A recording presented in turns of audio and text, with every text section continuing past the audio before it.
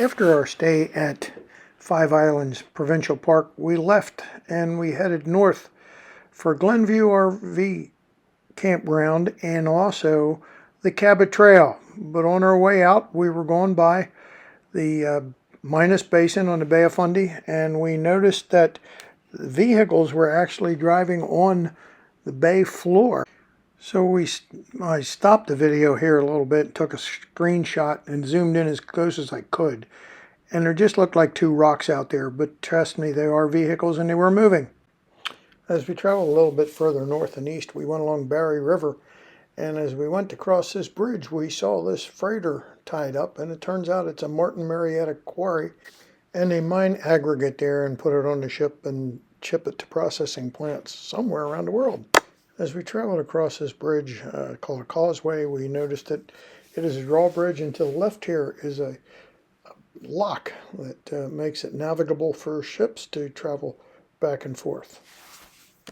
As we approach Waikokoma, where our campground was for the evening, we started going by Bedore Lake, which is a huge saltwater estuary there on Cape Breton Island.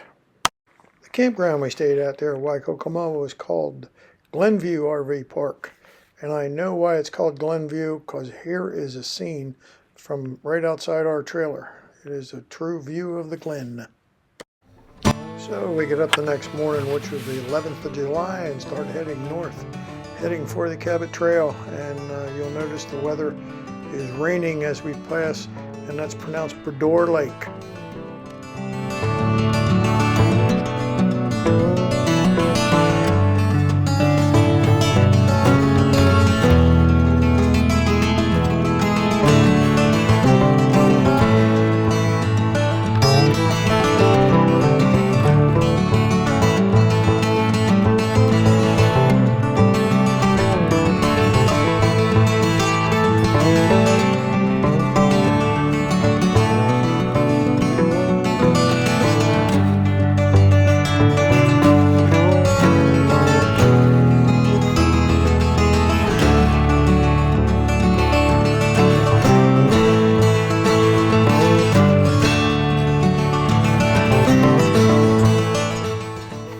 Here's why I say it was a mistake to drive the Cabot Trail that day, and this was supposed to be one of the real scenic overlooks looking out over, I believe by this time it's the Atlantic Ocean, but everything we could see was the fog, so if I had to do all over again, I would not drive the Cabot Trail on a rainy, foggy day.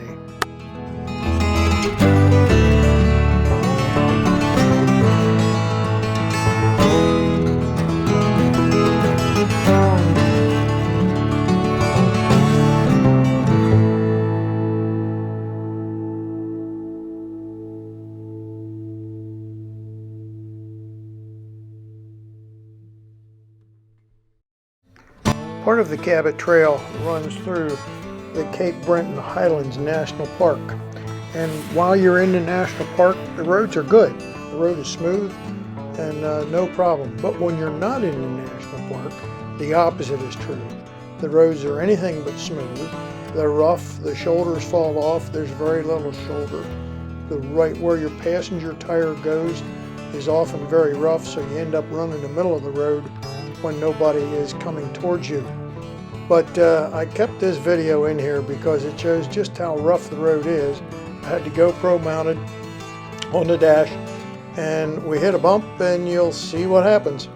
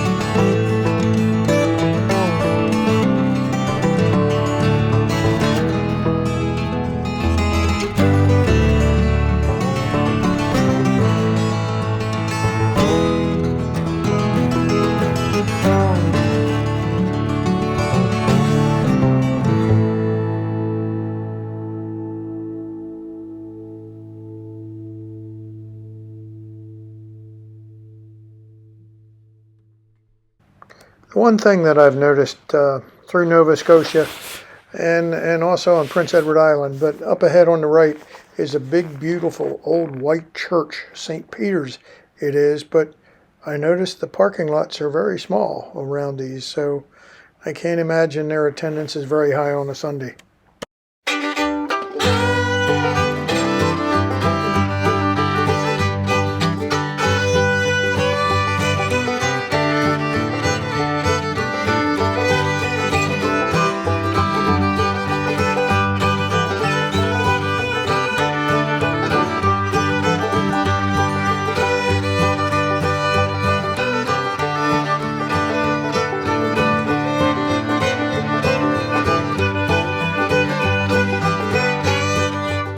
By this time, our travels had taken us around the north end of the Cabot Trail, and we started heading south and west along the Bay of St. Lawrence, and the scenery was a lot more scenic, as you're about ready to see.